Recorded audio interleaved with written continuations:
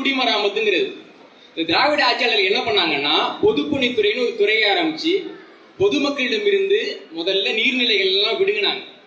பிடுங்கியதுக்கு பின்ன என்ன ஆச்சுன்னா சென்னையில இருந்த 3 ஆறுகள், கூவம் ஆறு, பக்கிங்காம் கால்வாய், அப்புறம் இன்னொரு ஆறு, 3 ஆறுகள் திராவிடர்கள் ஆட்சியிலேயே சாக்கடைகளாக புதிதாக பெயர் மாற்றம் பெற்றன. ஒரு 50 ஆண்டுகளுக்கு முன்னாடி அடையாறை தூய்மை செய்வோம் அப்படின்னு சொன்னாங்க. செஞ்சுட்டு போய் பார்த்தெல்லாம் வந்துட்டு அப்புறம் என்ன சொன்னாங்கன்னா, நாங்க ஆத்துக்கு போனோம், கூவாத்துல முதல்ல இருந்தது, அதனால எங்களை சரி பண்ண முடியாது அப்படின்னாங்க.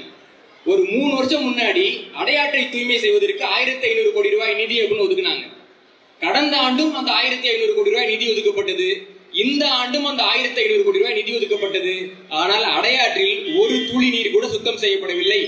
நண்பர்களை நன்றாக தெரிந்து கொள்ளுங்கள், சாக்கடைகள் ஒருபோதும் நீர்நிலைகளை தூய்மை செய்யாது.